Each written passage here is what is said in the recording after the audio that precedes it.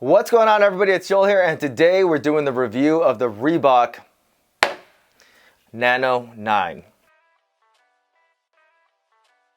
Now, I know what a lot of you guys are thinking out there. How could I possibly be doing a review on a shoe that's not even out yet? The Nano 9's officially released on June 12th. Reebok sent me the official release pair probably a little bit over a week ago, so that's what I've been using primarily this last week and a half. But in all actuality, I've probably been testing this shoe longer than I've tested pretty much any shoe that I've reviewed. I've actually had a beta pair of these shoes, which is pretty much the same thing as the launch pair, for a year now. I've had them since May of 2018. Luckily, I wear the same size as some of the big dogs like Rich, Ben, and I think Tal wears the same size as well. But yeah, I've been using these shoes for a long time now, so I probably have more information on this pair of shoes than any shoes that I've ever reviewed. So here we go. We're going to talk about the Nano 9, the same format that we always go about doing things, starting with the construction and the design. Let's talk about the design. That's something I usually don't talk about too much because style is subjective. And personally, I love the return of the Vector. When I think of Reebok, I think of this logo. I do not think of the Delta logo, and personally, I was never a fan of it. I know a lot of people that started CrossFit after the Nano 2s came out. They maybe started around the Nano 4s or the Nano 3s. You might be a little bit more familiar with the Delta, but for me personally, I grew up wearing Reebok with the Vector, so I was always a little bit weirded out by the Delta. It's still on certain parts of the shoe. There are certain licensing things that go along with the Delta and CrossFit, so Reebok still has it on the tongue of the shoe, the insole, and there's a little bit of it at the back part. And the Vector was a late design change. My beta pairs still do have the Delta. One of the first things that I complained about with the original beta pairs was that I thought they looked a little too plain, and I'm happy that they changed it to the Vector. One thing that I wish the Vector had or was a little bit more fleshed out, because as it is, it's just a bunch of like lines that kind of just connect together to create the Vector logo. So I wish that was more of a solid. Another thing I dislike is this little nano part at the back of the shoe, which I had originally said should be taken off of the shoe, but somehow made it onto the shoe. I just don't think that is a high quality look for the shoe. If you were wondering if CrossFit made it onto the shoe, it is on the back part. So you still have a CrossFit logo. And then you have a little Reebok logo, and it says Flex Weave Stretch. Yes, indeed, this shoe still has Flex Weave technology, but this time around it's a stretchy Flex Weave. And it's not a ton of stretch or anything. It's just enough to keep hot spots away from the whole upper of the shoe. The actual weave pattern is a little bit tighter together. The fibers are a little bit thinner.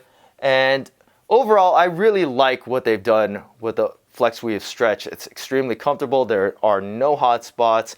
Moves with your foot extremely well. The lacing pattern connects through, but there's a little bit of structure underneath the laces, and that same kind of structure goes along the ridge of the upper all the way to the toe cap. On the black, you can't see it as much, but on some of the other colorways, you can see the underpinnings of the Flex Weave. The Nano 9s have that same kind of booty system that the Nano 8s first pioneered. So that booty goes pretty much all the way throughout the whole shoe, except on the 9s, there's not as much cushioning at the top of the toe, which in my opinion is okay because it leaves a lot more space for your toes to move and splay in the toe box. Some people might not like it, but I feel like a lot of people will, because there were some complaints of the Nano 8s feeling a little bit too narrow in the toe box. Personally, I like it.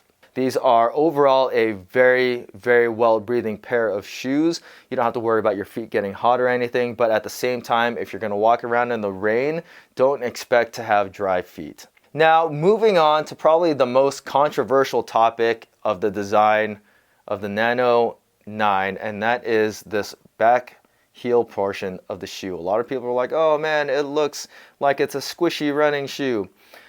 It's not. This part of the shoe is the TPU carrier for the midsole foam, which has been updated this year to be a full-length injection molded EVA foam. So injection molded EVA foam is a little bit softer, it's a little bit more bouncy. The reason why they have it inside of the shoe full length now is for running purposes. It cushions your foot a lot better than like a compression molded EVA would be.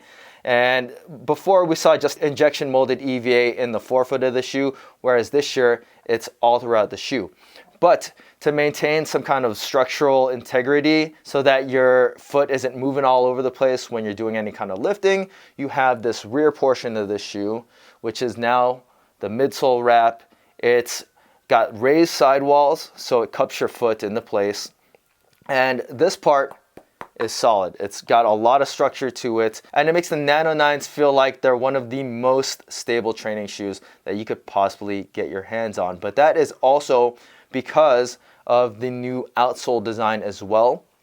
So new to the Nano 9 is a more flat kind of architecture to the outsole. There are well-defined edges, unlike some of the previous Nanos that had more like rounded edges. The contact area with the ground is also increased because you have this widened out heel. It protrudes over the sides of the shoe, so you get that extra contact area with the ground.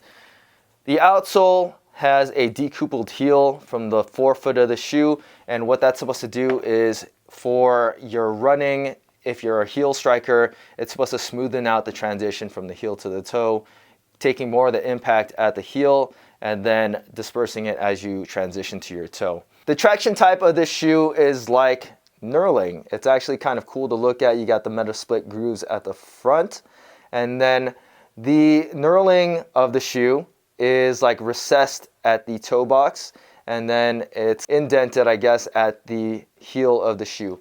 The grip of the shoe has been excellent for everything that I've used it on, including asphalt. I really haven't used it too much on wood flooring for like platforms.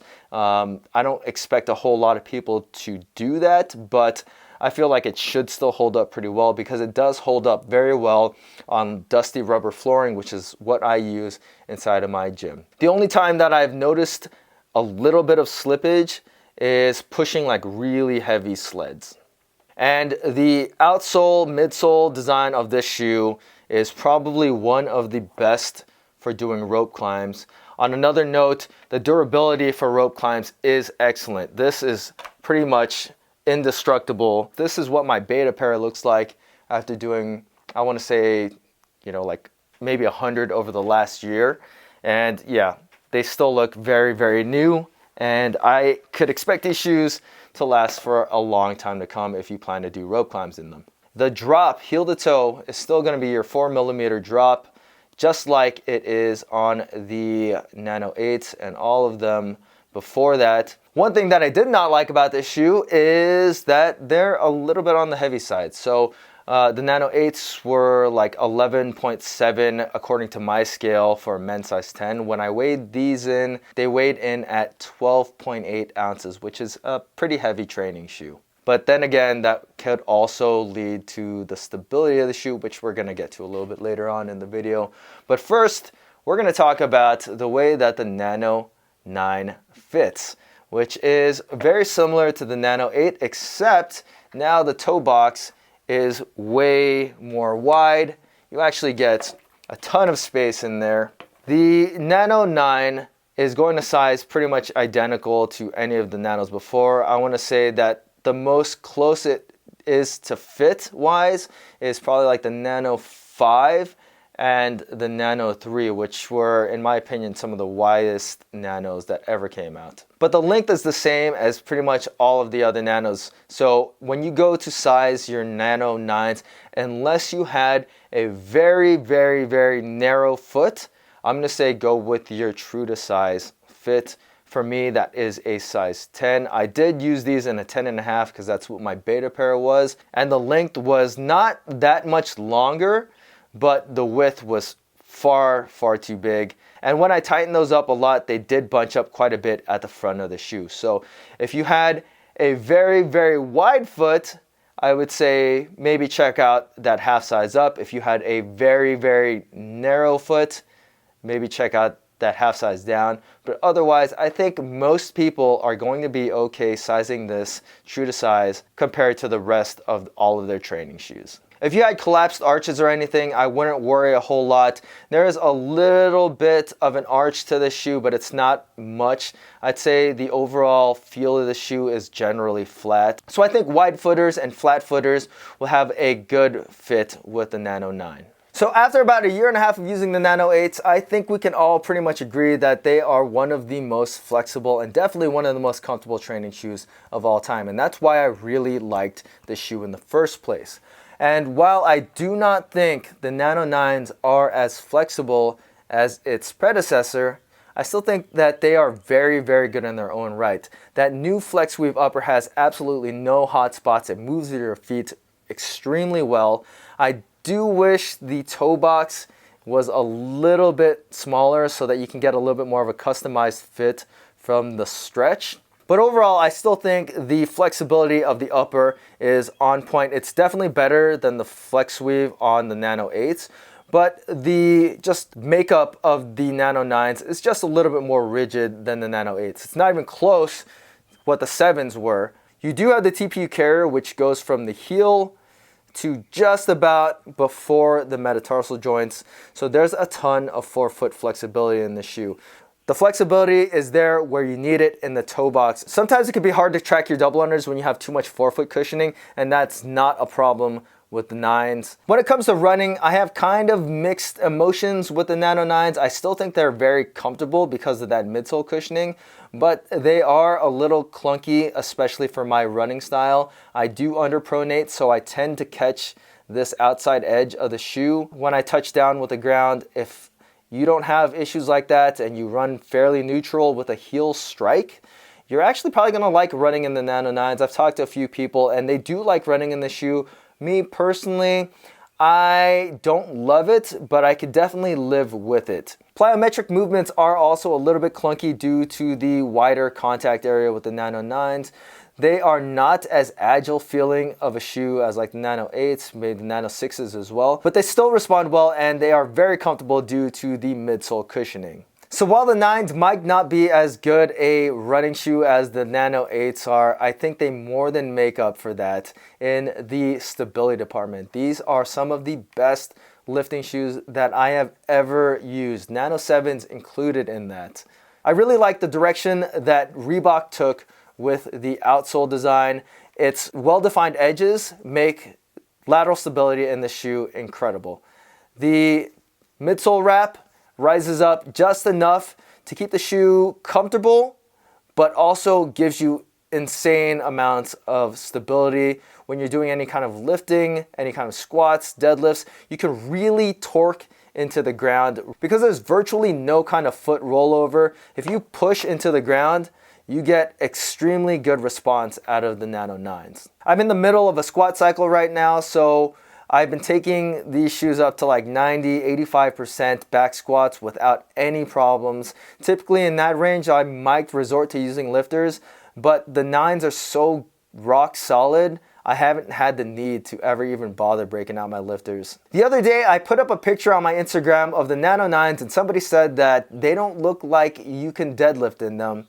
I don't know where he got that from, but the very next day, coincidentally, I had a 2-rep max deadlift programmed, so I pulled 520 pounds for a PR in my 909. So you can for sure deadlift in these shoes. So I actually prefer to do only lifting in flatter shoes, and the Nano 9s have been really good for me.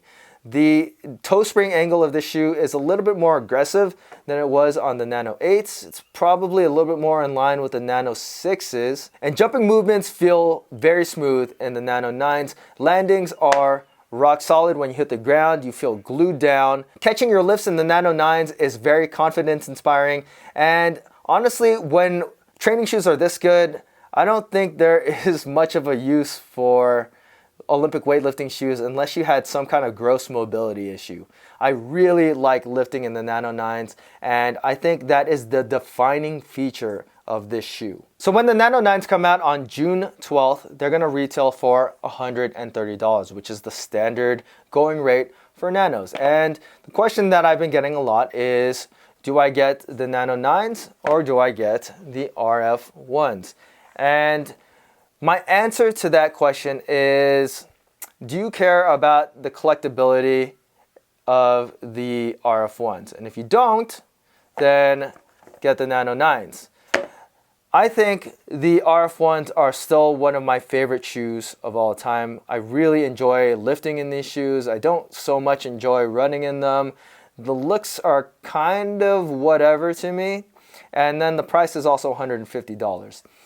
I think the 9s beat out the RF 1s in every single way. They're more comfortable, they're more flexible, they are more stable, which is crazy because the RF 1s are a extremely rock solid lifting shoe. And then the Nano 9s are $130. They're also cheaper than the RF 1s. The only reason I'd say to get the RF 1s over the 9s is if you really liked Rich Froning and you cared to collect this shoe. When the RF 1s are gone, they're gone. So you're not going to be able to buy them anymore when they're sold out. If you are debating on upgrading from your Nano 8 to the Nano 9s, I'm going to say that the 8s are still a very, very, very good shoe in their own right. And if you can get them at a discount and you're looking for just a functional pair of training shoes, the Nano 8s are going to be the way to go. But if you're like me and you were missing that little bit of stability from the Nano 8s, I'm going to say go with the Nano 9 upgrade for sure, because these are so freaking good to lift in. I think that warrants the $130 upgrade over the 8s. So overall, do I think the Nano 9s are the best Nano yet? Like they say every year, are they Nano for all? In my opinion, yes. These are right now the best pair of training shoes that you can get your hands on. They're the most complete, they're comfortable. They may not be the best for running depending on how your style looks like, but personally I still think I would take the Nano 9s over the Nano 8s for pretty much any workout that I was doing inside the box. If you were to say pick a shoe to bring with you to a competition where I had absolutely no clue what the workouts were gonna be, I would take the Nano 9s, hands down. These are, in my opinion, my favorite Nano to come out yet. If you haven't read my full detailed written review of the 9s, make sure you hit up asmanyreviews.com. If you guys haven't subscribed yet, make sure you hit that subscribe button so you stay up to date with all of the latest reviews that I'm doing in the fitness world. And as always guys, thank you for watching this video. If you want to support me, check out my As Many Reviews as Possible Shopify sites. I'll link that in the description below, where you can pick up either a CrossFit 805 t-shirt or an As Many Reviews as Possible t-shirt. That helps me out a ton. If you like this review, make sure you guys hit that thumbs up button. And if you didn't, well, thanks for watching again guys, and I'll catch you in the next video.